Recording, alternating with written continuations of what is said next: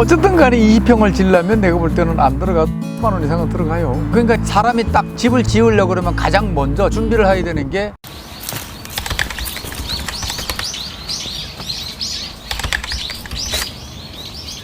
안녕하세요, 열무TV입니다.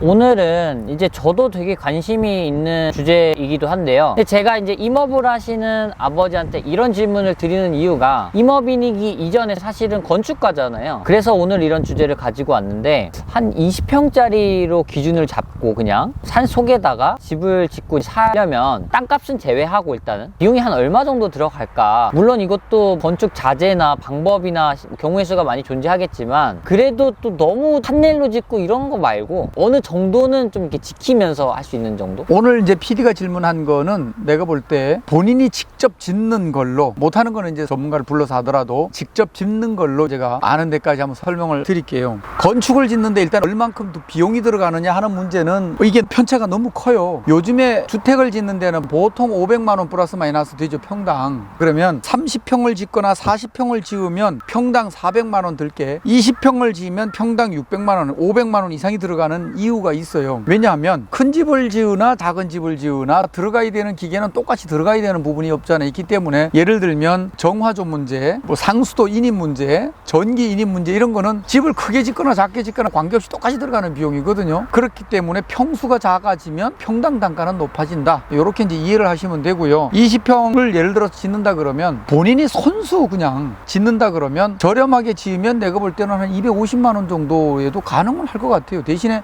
본인의 노력이 많이 들어가겠죠. 본인이 이제 노동을 해야 되고 직접 해야 되는 일이 많겠죠. 그러니까 본인이 직접 짓는다 그러면 그것도 사실은 많아요. 그냥 20평인데 한 2, 3천만 원 가지고 지을 수도 있기 때문에 그래요. 근데 이제 이 집이 완성도가 어느 정도냐, 생각하는 게 어느 정도냐 따라서 이게 2, 3천만이 될 수도 있고 2, 3억이 될 수도 있거든요. 그러니까 아주 기본적으로 바람막이 하고 비 안 들어오고 화장실 있고 상수 들어오고 전기 들어온다, 어느 정도 난방시설 갖춘다, 그러면 그렇죠. 뭐 단열도 어느 정도는 돼야겠죠. 그리고. 단열 그렇게 되면 이제 다 들어가는 거예요. 그래서 제가 그냥 심플하게 여쭤보고 싶은 거예요. 그냥 박시하고 그 다음에 단열 어느 정도 되고 기능적으로는 당연히 다 문제가 없어야 되겠죠. 뭐 이런 기능상의 문제들은 전혀 없으면서 평대인데 최소한의 금액으로 지을 수 있는 집. 어쨌든 간에 20평을 지으려면 내가 볼 때는 안 들어가도 5천만 원 이상은 들어가요. 기본적으로 자재를 구입해서 본인이 해야 되는 일이 태반이란 얘기죠. 이렇게 얘기하는 건. 그러니까 처음부터 끝까지 자기가 다 관여해서 해야 된다. 그렇죠. 대부분 다 해야죠.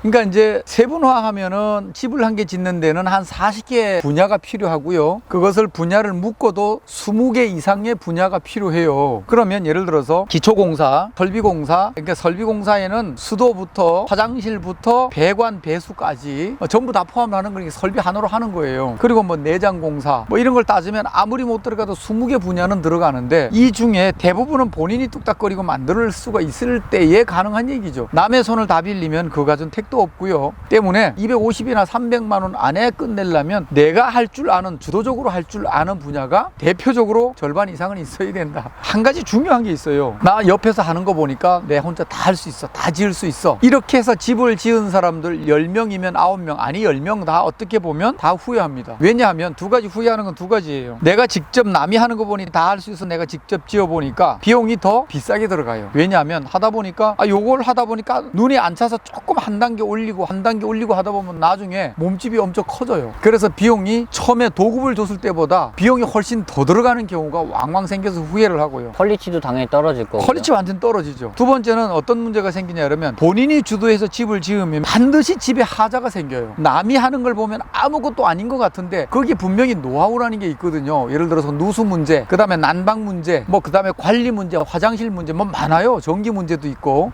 그러다 보면 이 노하우가 접목되지 아니한 집은요 반드시 후회를 하게 돼 있어요. 그래서 옛말에 이런 게 있어요. 본인이 세 채는 지어봐야지만 내가 원하는 집에 들어가 살 수 있다라고 이야기할 수 있는 거예요. 그래서 집은 생각하기 나름이다, 이렇게 생각을 합니다. 그러니까 전문가는 괜히 전문가가 아니고 또 그 전문가를 쓰기 위해서는 인건비가 들어가는데 그 금액이 생각보다는 좀 크게 잡아놔야 된다. 공사 비용이 한 50%를 인건비라고 봐도 무방하다라는 제가 얘기를 들었었거든요. 아마 50% 더 들어간다고 보죠. 한 60% 정도가 아마 인건비로 나갈 할 거예요. 옛날 같으면 집 평당 단가가 올라가게 된 이유가 자재비도 올라갔지만 사실은 인건비가 굉장히 많이 올랐거든요. 예를 들면 미장공 한 사람 옛날에는 오야지가 20만 원 정도 했고요. 데모도는 14만 원, 15만 원에 썼어요. 예를 들어서 미장공 하면 미장공도 A급, B급, C급이 있잖아요. 그죠? 그럼 A급은 그 팀을 이끌고 다니는 사람을 A급, 오야지라 그러죠. 일본 말인데 반장이죠. 근데 그 수하에 따라다니는 사람들은 그래도 한 15, 6만 원에 썼는데 이제는 20만 원짜리 이하가 없어요. 그러니까 인건비가 굉장히 올라갔죠.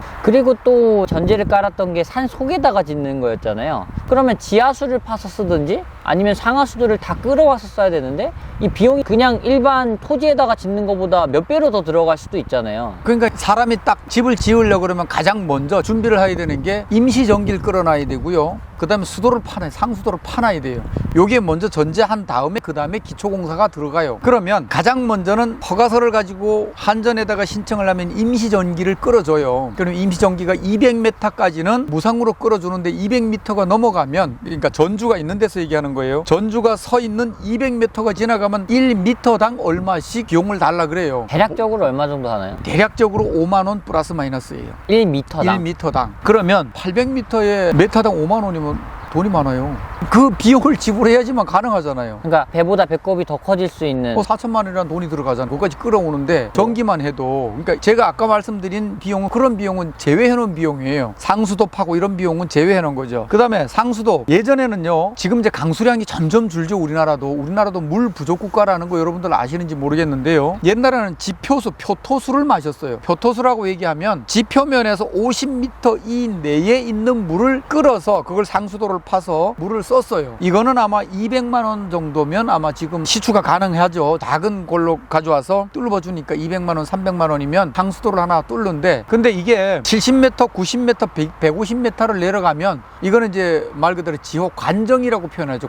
관정을 뚫으면 단가가 확 올라가요. 작게는 800만 원에서 많게는 한 2천만 원 이상 올라가요. 수도 하나 파는데. 그럼 이 비용은 제외해 놓은 비용이에요. 그러면 내가 살고 있는 지역에 수도가 나오는지, 집을 지으려고 하는 곳에 표토수가 가능한지, 굳이 지하수를 파면 좋은데 그건 나중에 해도 되지만 지표수만 해도 충분해요. 근데 그 지표수가 가능한지 이건 먼저 확인을 해야 되겠죠. 아니면은 제대로 땅을 파놔야 되겠죠. 그것도 아니면 산에서 자연수로 흘러내려오는 샘물을 잇든지, 이제 집을 짓는데 가장 필수적이고 기본적인 부분들이 이런 것들이 있다라고 지금 말씀을 드리는 거죠.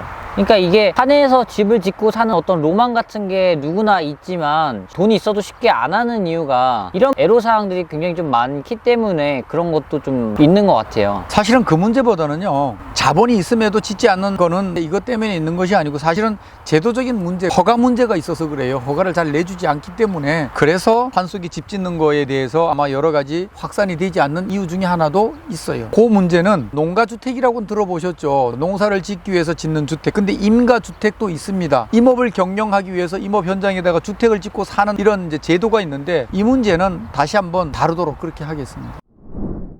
오늘 집 짓는 거에 대해서 또 궁금해 하시는 분들이 많다 그래서 이렇게 대화를 나눴는데, 말씀드린 것 이외에도 많은 정보가 있을 수 있습니다. 정보가 있으시다면 우리 이 구독하시는 분들 더 그것들을 좀 더 나누는 차원에서 공개해 주시면 서로 좋은 정보, 유익한 정보를 공유하는 그런 장이 됐으면 좋겠습니다. 오늘도 유익하셨다면 좋아요, 구독, 알람 부탁드립니다.